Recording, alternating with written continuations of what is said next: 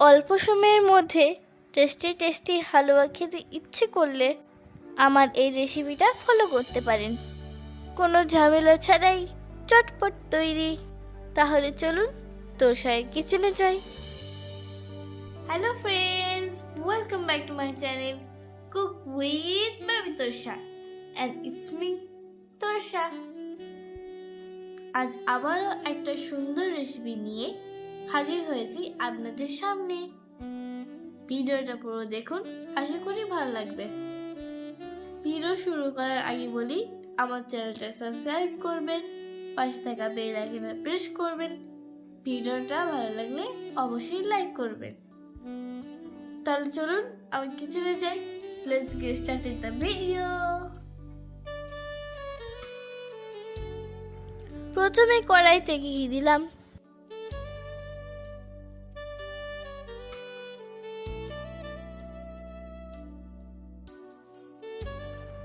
এবার কিছু dry fruits ভেজে নিচ্ছি। এখনো পর্যন্ত যারা আমার চ্যানেলটা সাবস্ক্রাইব করেনি, প্লিজ সাবস্ক্রাইব করে নেবেন। আর যারা পেজ থেকে দেখছেন তার পেজটিকে ফলো করবেন।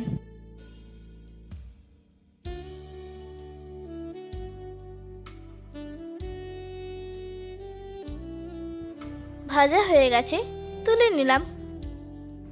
এখন ওই কড়াইয়ে আরো কিছু ঘি অ্যাড করলাম। আমি টোটাল ঘি নিয়েছি হাফ কাপ মতো।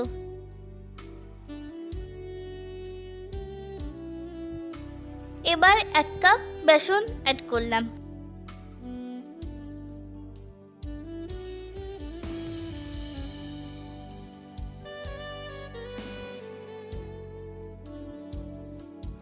আর দিয়ে দিচ্ছি 2 চামচ সুজি।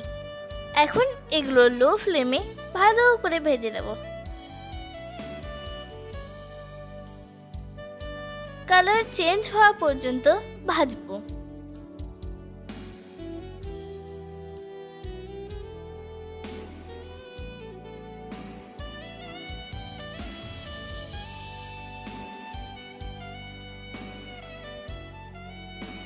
খুব বেশি কালার চেঞ্জ করতে যাবে না, না হলে তেতো হয়ে যাবে।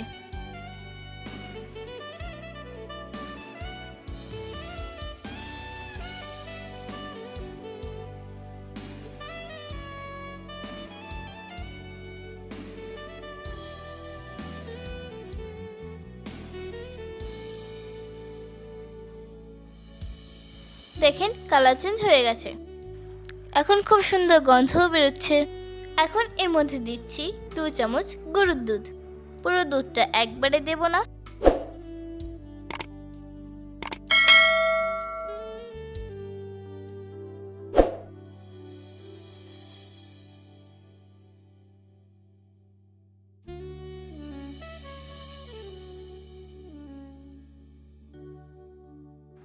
আবার 1 চামচ দিয়ে দিলাম।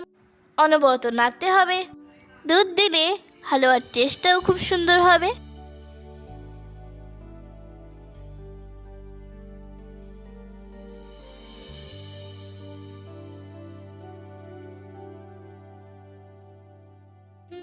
দুধ অ্যাবজর্ব হয়ে গেলে এখন এর মধ্যে চিনি দিয়ে দিলাম।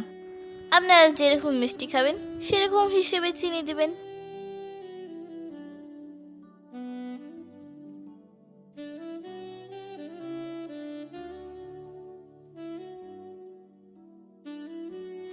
এখন এর মধ্যে 1 কাপ গরম জল অ্যাড করব, কিন্তু পুরোটা দেব না।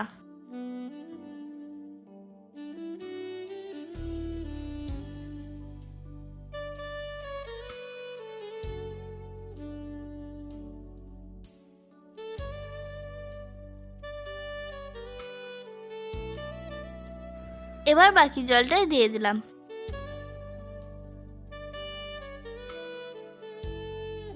আর দিলাম এলাচ গুঁড়ো। এখন ভালো করে মিক্স করে নিচ্ছি।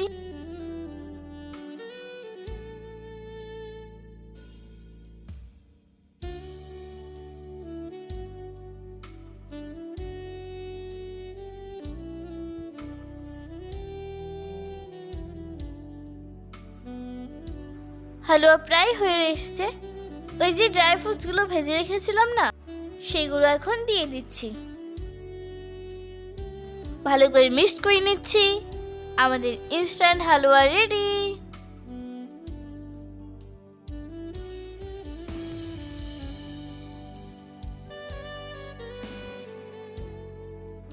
হয়ে গেছে, আমি অন্য পাত্রে ঢেলে নিচ্ছি।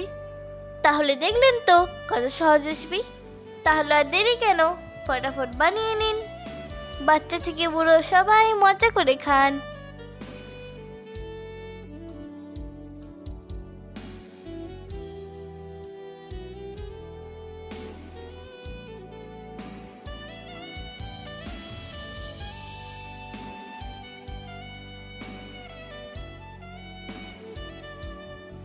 দেখছেন কত সুন্দর হয়েছে।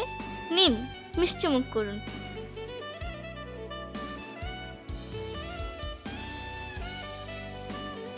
তাহলে ভিডিওটা ভালো লাগলে লাইক করবেন, চ্যানেলটা সাবস্ক্রাইব করবেন, পাশে থাকা বেল আইকনে প্রেস করবেন, আর এই ভিডিওটা আপনার ফ্যামিলি এবং বন্ধুদের সাথে শেয়ার করবেন। টাটা, ভালো থাকবেন।